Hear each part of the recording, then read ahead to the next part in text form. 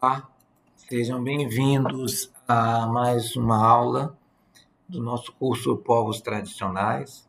Hoje nós vamos conversar sobre a Justiça de Roraima e os povos indígenas, com foco na erradicação do subregistro. Nós vimos nas aulas anteriores que a Justiça, embora una, ela se divide em atribuições, em competências. E a Justiça Federal, ela ficou com as demandas coletivas das comunidades indígenas e a Justiça Estadual com as demandas individualizadas enquanto cidadão.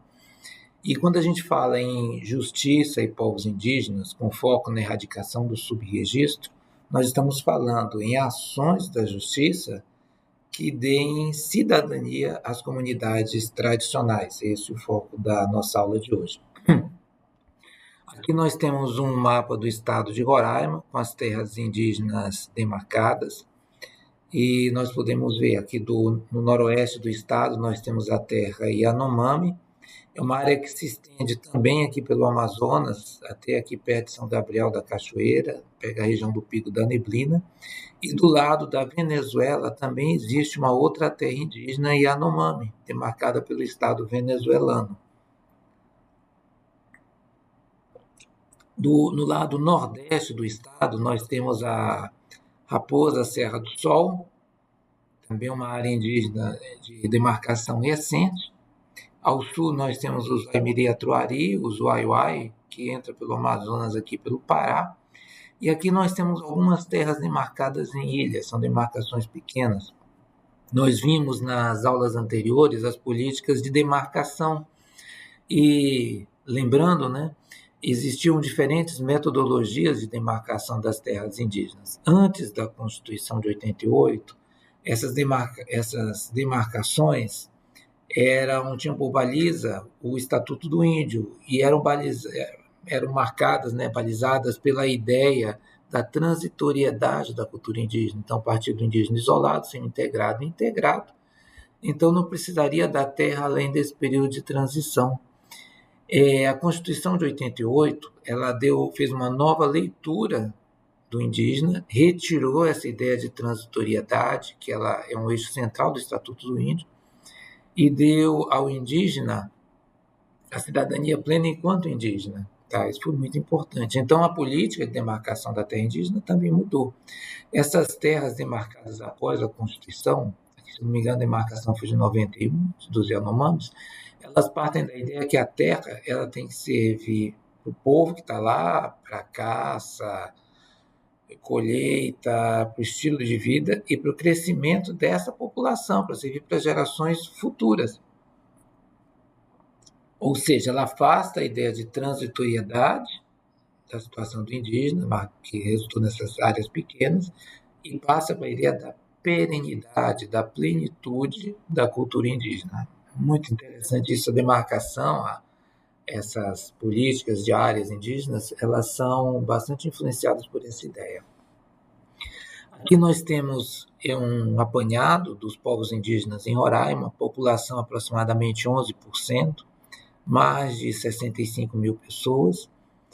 A área demarcada, 46,37% do estado, principais comunidades: Yanomami, Macuxi, Uapixana, Uai-Uai, Taurepang, Patamona, Engaricó, Iguana e o Aimiri-Atuari.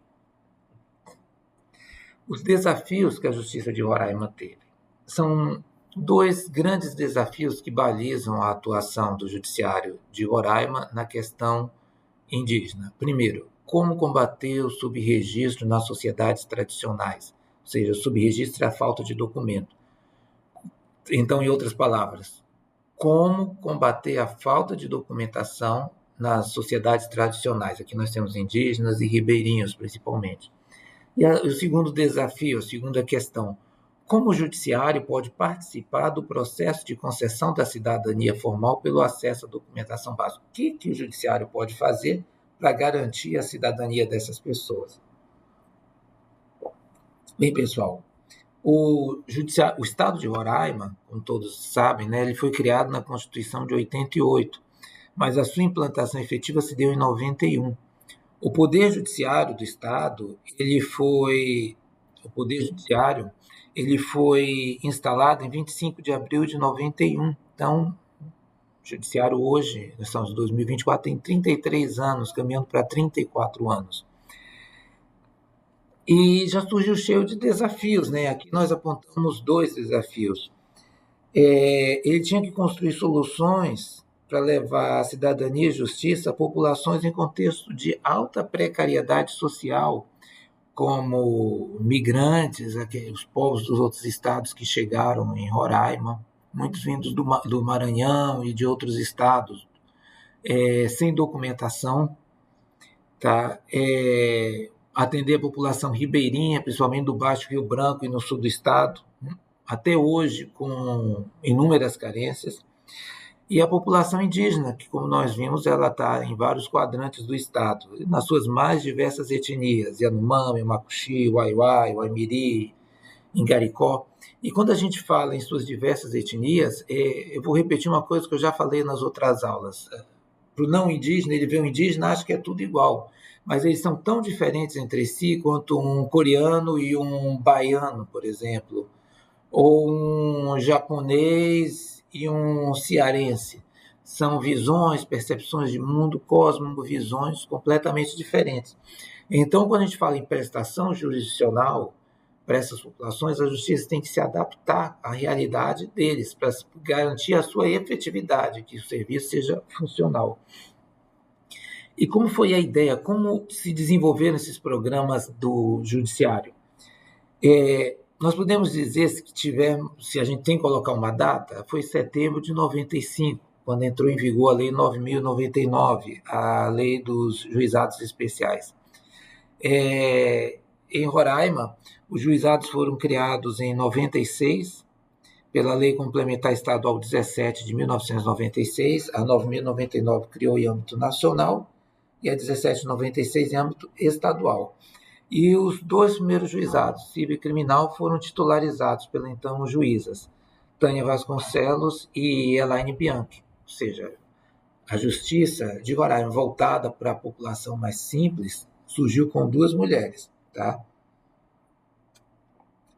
A prestação de serviço itinerante, ou seja, a justiça sair do fórum e ir de encontro ao cidadão, teve seu início um pouco depois, em abril de 97, quando foi aprovada a resolução número 1 do Tribunal de Justiça. Na época, era presidido pelo desembargador Carlos Henriques, que instituiu o Juizado Especial Volante, sobre a necessidade de criação de um órgão jurisdicional para levar a justiça às portas das comunidades, deslocando-se da sede dos juizados aos bairros mais distantes. Essas são as palavras do desembargador Carlos Henriques.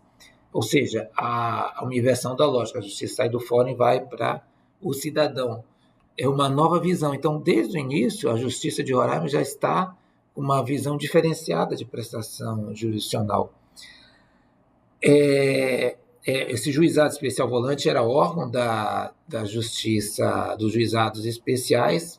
No ano seguinte, pela Resolução 01/97, foi criado o juizado itinerante, que foi a gênese da justiça itinerante. Tá?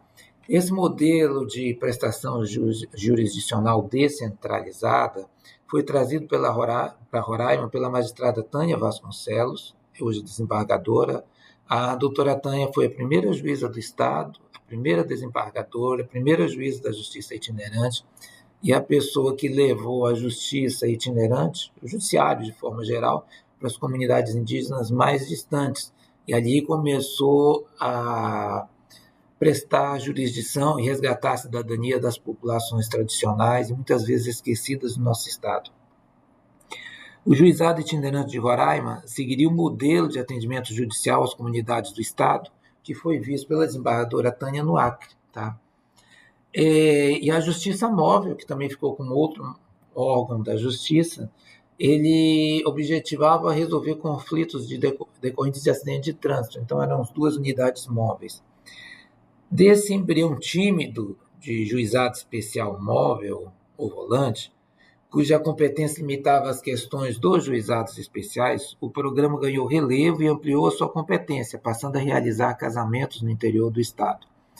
Em 99, a prestação jurisdicional de forma descentralizada já indicava o sucesso da atuação, bem como clamava por um incremento na estrutura física, humana e administrativa.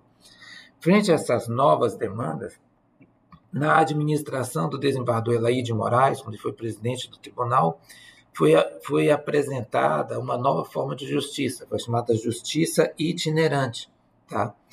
Assim criada em 7 de junho de 99, pela Resolução 0499. A justiça itinerante resultava da transformação do então juizado itinerante.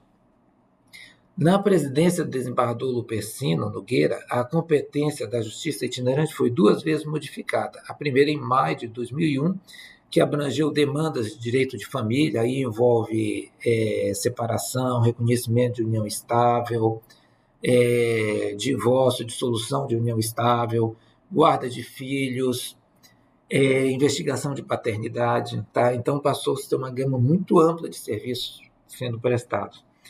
Também na administração do desembargador Lupercino, em maio de 2002, foram incorporadas as questões de registro público de pessoas naturais, ou seja, o judiciário passou a dar certidão de nascimento para as pessoas, ou seja, conceder a cidadania. Então, ali foi o segundo marco que nós temos. A justiça itinerante partiu da ideia do juizado especial e foi se desenvolvendo até chegar em questões registrais e acesso à cidadania, o que se deu em 2002. Com a emenda constitucional 45, a Constituição Federal, emenda de 2004, a justiça itinerante, ela passou a ter abrigo constitucional, está escrita na nossa Constituição. Tá, mas vocês verificam que a justiça itinerante estava sendo plantada, né, e dando bons frutos. E em maio de 2006, na administração do desembargador Mauro Campelo, foi criada a Vara da Justiça Itinerante, tá? Pela Lei Complementar Estadual 92, com competência para atuar em todo o Estado. E ela passou a abrigar todos os programas da Justiça Itinerante. Tá? Então, eu vou depois deixar um texto junto com essa aula sobre a história da Justiça Itinerante, para quem quiser se aprofundar. E a Justiça Itinerante foi passando por ampliação de sua competência. Passou a realizar casamentos coletivos em Boa Vista, antes só fazia casamento no interior do estado. Em 2018, passou a prestar uma série de serviços, inclusive de juizado da Fazenda, a Lei 12.153, para refugiados venezuelanos. Passou a realizar uniões homoafetivas. Em 2019, teve sua competência novamente ampliada, passando a ser a única vara registral indígena de todo o estado, especializada em questão de documentação e registro de comunidades tradicionais indígenas. E tem sido essa forma que o judiciário de Roraima tem trabalhado, através da justiça itinerante, como resposta a esses desafios. Vamos ver aqui a Justiça Itinerante de Roraima, criação em 97, que nós vimos aqui o desenvolvimento, interiorização em 99, registro civil em 2001, transformado em vara de cidadania, vara itinerante em 2006, e competência absoluta para registros indígenas em 2018, que vai registro de casamento, óbito, nascimento, tudo, retificação. Metodologia de atendimento da justiça itinerante. Veja, é sempre um trabalho dialogado com as comunidades a serem atendidas, porque nós partimos da premissa que as comunidades são diferentes entre si, tanto na sua estrutura como na sua visão e necessidades. Então, é feito um contato com as comunidades a serem atendidas, são verificadas as demandas e são convidados os parceiros. Eles precisam, por exemplo, a gente quer o INCRA aqui, eu quero o INSS, ou precisa resolver questão de pesca, e a gente vai chamando os órgãos que trabalham para irem juntos com a justiça itinerante. O TRE, Ministério Público sempre vai, Defensoria também vai, e às vezes o INCRA, e assim a gente vai trabalhando. É feito um calendário anual de atendimento, observando as necessidades da comunidade, o período em que tem mais gente em algum determinado polo para ser atendido. É feita uma visita precursora, para ir junto uma semana antes, para conversar com as lideranças, avisar que a justiça está indo e para chamar as pessoas. É feito um convite a parceiros, os principais parceiros são os cartórios de registro de todo o Estado, eles participam de acordo com a área, o Ministério Público, Defensoria Pública, TRE, INCRA, FUNAI, às vezes o TRT também, e esses atendimentos se dão com as equipes interligadas, tá? Então, todos trabalham em conjunto, às vezes um fluxo contínuo, tira documento, casa, vai para ver questão de INSS, mas sempre dialogado com a comunidade. Aqui nós temos um quadro de atendimento no Estado. Esse quadro tem que ser atualizado, ele, se não me engano, é de 2020, 2021. Nós tínhamos 35 mil indígenas atendidos, hoje a gente deve ter uns 42, 43 mil. Lembrando que a população do Estado, de população indígena, é de 65 mil pessoas. Então, nós temos aí praticamente 2/3 desses indígenas tiraram documento por ações da justiça itinerante. E toda essa documentação, ela está digitalizada, está dentro do ProJude, o Processo Judicial Digital. Então, ela pode ser acessada em qualquer computador, em qualquer lugar do Estado. Então, o indígena perdeu um documento, que é algo muito comum, uma certidão de nascimento. A gente, pesquisando o nome dele, consegue tirar uma cópia do documento que foi entregue e encaminha para ele. Hoje entra em contato com o cartório para tirar uma segunda via. Então, é muito simples a identificação e o acesso a essa documentação. Aqui nós temos uma experiência muito interessante, que eu gostaria de relatar para vocês. A itinerante conjunta entre o TJ de Roraima e o TJ do Amazonas para atendimento ao Usuaimiri e Atruari. Aqui o mapa do estado, o Usuaimiri e Atruari, aqui o mouse passando, eles estão aqui bem no sul do estado, perto do rio Alalaú. E do lado aqui de Roraima, estão os Atruari, do lado do Amazonas, os Uaimiri. Aqui, como é que nós estamos fazendo um levantamento sobre as comunidades indígenas atendidas e nós verificamos que nós não tínhamos nenhum registro semelhante a esse aqui, do Usuaimiri e Atruari. Entramos em contato com a FUNAI para saber se eles tinham tirado documento, se não queriam tirar documento, ou se havia alguma demanda que a Justiça Itinerante pudesse atender. Eles falaram que queriam tirar documento, mas não sabiam como. Nós fomos verificar a situação junto com a FUNAI, percebemos que metade deles está no Amazonas, não dá para atender só metade de um grupo. Então, entrei em contato com a Justiça Itinerante do Amazonas, com o colega Dr. Alexandre Novaes, fizemos um acordo de cooperação, foi assinado pelos presidentes na época, em Roraima, a presidente foi a desembargadora Elaine Bianchi, que eu já falei antes, foi a juíza que, junto com a doutora Tânia, iniciou os juizados especiais, e no Amazonas foi pelo desembargador Flávio Pascarelli. Assinado o acordo, finalzinho de 2017, nós fomos nas comunidades.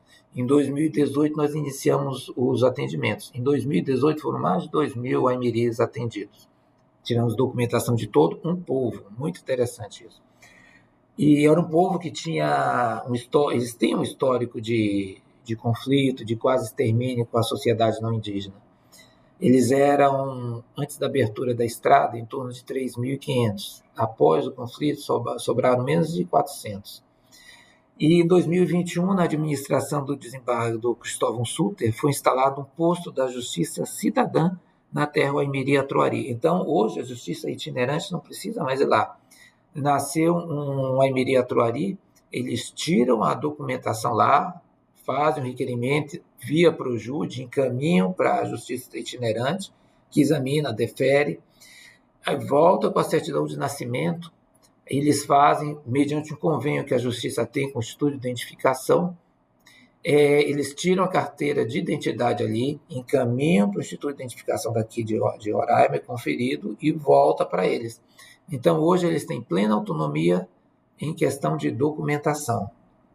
Aqui eu trago um exemplo do acordo de cooperação entre os dois tribunais de Roraima e Amazonas.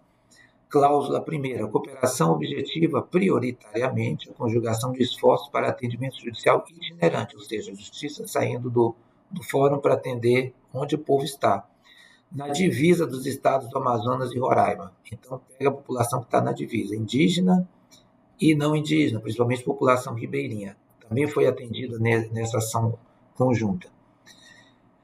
Os partícipes dos dois tribunais comprometem-se a adotar ações de cooperação para atendimento às populações limítrofes de ambos os estados, integrar e compartilhar estruturas. Ou seja, a estrutura toda era mista, o que diminui o custo para cada tribunal envolvido. Técnico de informática, equipe de digitalização toda era da Justiça do Amazonas, a equipe de atendimento era de Roraima, Ministério Público de Roraima, e assim vai, assim nós trabalhamos em conjunto. Passa aqui a abranger uma outra questão, nome indígena e direito à identidade. Nós vimos que o indígena, na relação com o Estado brasileiro, ele tem direito a respeito às suas tradições culturais, e uma das maiores tradições é alusiva ao nome. Então, nós trabalhamos com 3 premissas: direito à livre escolha do nome, ou seja, o indígena escolhe o nome que ele quer, e a estrutura do nome, tá? Então, ele vai falar se ele quer a etnia no início, se ele quer um nome não indígena, um nome indígena, ou quer o nome indígena na frente e depois o nome não indígena. Por exemplo, nós temos uma liderança Yanomami, conhecida internacionalmente. Davi, Copenaua e Yanomami. Davi, o nome não indígena, Copenaua, o nome indígena, e Yanomami, a etnia. Normalmente, as comunidades indígenas gostam de seguir um padrão parecido. Nome indígena, a comunidade, como sobrenome, para identificação como grupo, e aí varia. Nome não indígena na frente do nome indígena ou ao contrário. Por exemplo, tem um Aimeri Atruari, uma liderança Aimeri Atruari, chamada Sauá Aldo Aimeri. Sauá é o nome indígena, era o nome do avô dele. Aldo, o nome não indígena, e o Aimeri, que é o grupo. Tá? Então, eles têm liberdade dialogada, a gente explica o direito, as lideranças se reúnem, definem como querem o nome e todos seguem. Direito ao local de nascimento. O índio, ele não nasce no município de Rorainópolis, ele não nasce no município de Mucajaí, ele nasce na terra indígena que está nesses municípios. Então, a gente coloca nas certidões em Roraima, ter nascido na terra indígena o Aimeri Atruari, nascido na terra indígena Yanomami, nascido na terra indígena Raposa Serra do Sol, e por aí vai. Direito à mutabilidade do nome. O nome indígena, em alguns grupos, ele varia de acordo com a faixa etária ou de acordo com alguns eventos que a pessoa passa na vida. Então, ele altera o nome. E isso tem que ser reconhecido pelo cartório, tá? Então, a justiça itinerante hoje, a vara registral indígena, ela defere essas alterações. Aqui nós temos um caso muito interessante da Corte Interamericana. O Estado do Paraguai foi condenado. O Paraguai é um país pequeno. E veja que o que disse a Corte Interamericana era dever do Paraguai, ou seja, dever do Estado, implementar mecanismos que permitissem a cada pessoa, ou seja, enquanto indivíduo, obter registro de nascimento ou outros documentos de identificação, ou seja, cidadania, garantindo que esses processos de documentação, em todos os níveis, sejam legal e geograficamente acessíveis. Tá? Aqui nós queria dar uma pausa para lembrar o projeto Florença, desenvolvido pelo Capelletti, Mauro Capelletti, que estudou sistemas de acesso à justiça em vários países. Ele trabalha com primeira onda, segunda onda, terceira onda. E um professor britânico, radicado na Austrália, chamado Kim Economides, filho de gregos, ele trouxe uma quarta onda, ou seja, que seria a ideia do deslocamento da unidade judiciária, como a gente faz com a justiça itinerante. Que ele fala que não importa se a pessoa tem acesso à justiça, se tem acesso à defensoria pública, seria uma forma, acesso a advogados públicos para instrumentalizar sua demanda, se as demandas coletivas têm regramentos e formas de serem levadas ao judiciário.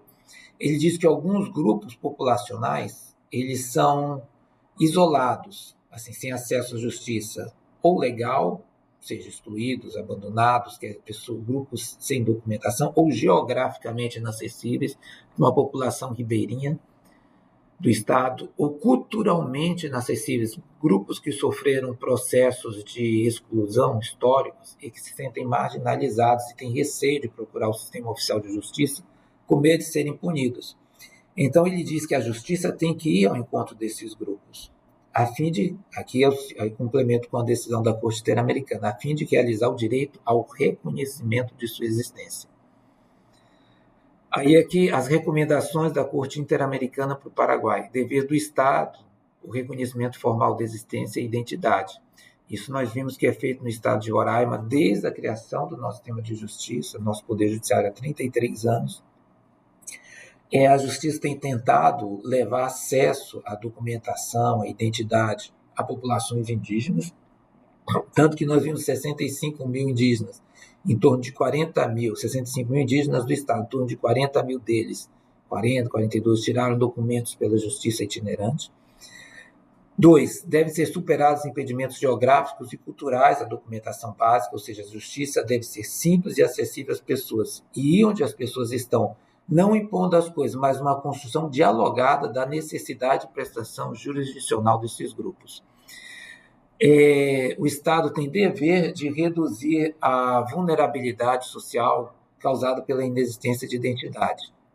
Aqui nós temos uma resolução conjunta do CNJ e CNMP muito importante, alusiva à questão da identificação. O assento de nascimento de indígena não integrado é facultativo, ou seja, não há uma obrigação para o indígena tirar documento, ele tira se ele quiser, de acordo com o sentimento dele. Tá? Ninguém pode obrigar outro grupo a se identificar de acordo com os parâmetros que a gente quer. É uma faculdade. Aqui o artigo 2º dessa resolução, no assento de nascimento do indígena, integrado ou não, a expressão aqui horrorosa, a integração a gente sabe que foi superada, deve ser lançado, a pedido do apresentante, o nome indígena do registrante, sua livre escolha, não sendo o caso de aplicação do 55 da Lei 6.015. Nós vimos que a Lei de Registros Públicos, a 6.015, ela nasceu junto com o Estatuto do Índio, 6.001. Esse artigo 55, ele nega o registro de nomes que o oficial de registro considere como vexatórios. E muitas vezes os nomes indígenas eram barrados por causa disso. Então, ela diz que o indígena tem direito à livre escolha do seu nome e que o oficial de registro não pode impedir o registro desse nome. Tá, parágrafo 1º. No caso de registro de indígena, a etnia do registrando pode ser lançada como sobrenome, a pedido do interessado, é uma faculdade. Ele pode colocar o sobrenome dele como sobrenome Yanomami, Ingaricó, Apixana, Macuxi, tá? Parágrafo 2º. A pedido do interessado, ou seja, sempre uma faculdade dele, a aldeia de origem do indígena e de seus pais poderão constar como informação a respeito das respectivas naturalidades, juntamente com o município de nascimento. Ou seja, local de nascimento vai constar o município, coisa que em Roraima nós já superamos. E a etnia consta no campo de observações, averbações da certidão de nascimento. Ela consta a observação indígena da etnia Yanomami, Mapuxi, Garicó. Tá? Artigo 3º. O indígena já registrado no Serviço de Registro Civil de Pessoas Naturais, ou seja, no cartório, poderá solicitar, na forma do 57 da Lei 6.015, pela via judicial, a retificação de seu assento de nascimento para inclusão de informações constantes do artigo 2º, ou seja, para inclusão de seus direitos como indígena. Né? Parágrafo 1º. Caso a alteração decorra de equívocos que não dependem de maior indagação para imediata constatação, pode ser feita independente da via judicial. Parágrafo 2º. Nos casos em que haja alterações de nome no decorrer da vida, que nós vimos a mutabilidade, em razão da cultura ou costume indígena, as alterações podem ser averbadas à margem do registro na forma do artigo 57. No campo de averbações vai constar a alteração do nome.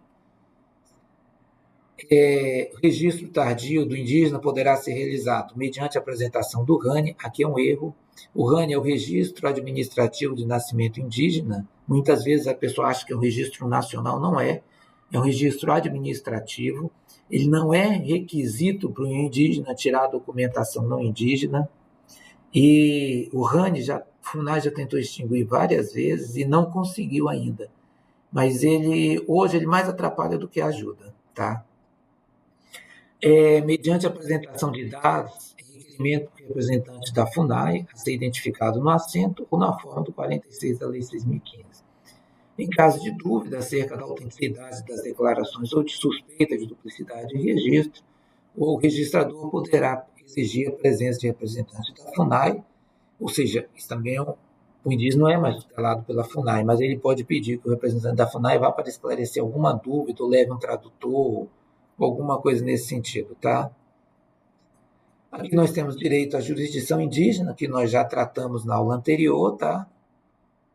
E aqui eu trago imagens, e eu acho que uma imagem vale mais que 1.000 palavras, tá? Esse é um dos registros mais antigos da justiça itinerante, aqui no Lavrado, bioma aqui, Lavrado do Estado. E o que a gente vê aqui é aquela ideia da justiça se deslocando onde as pessoas estão. Aqui nós encontramos em primeiro plano, aqui, onde estou passando o mouse, a doutora Tânia, tá? Foi a primeira juíza, a primeira desembargadora e foi a juíza da Justiça Itinerante que levou o programa para atender as comunidades mais isoladas do Estado. De costa aqui, nós temos, na época, a promotora de justiça, hoje é procuradora de justiça, a doutora Estela Cauano Dávila. E aqui, de frente, com chapéu, nós temos a defensora pública, a doutora Alessandra Melhoranza. Então, a justiça itinerante iniciou com essas 3 mulheres, indo para as comunidades mais distantes. Nós vimos o histórico da justiça itinerante, que ela começou praticamente em 96 e foi se desenvolvendo. Vários atores atuaram, mas nesse deslocamento para as comunidades indígenas e para os rincões do Estado, para levar a cidadania, iniciou com essas 3, tá?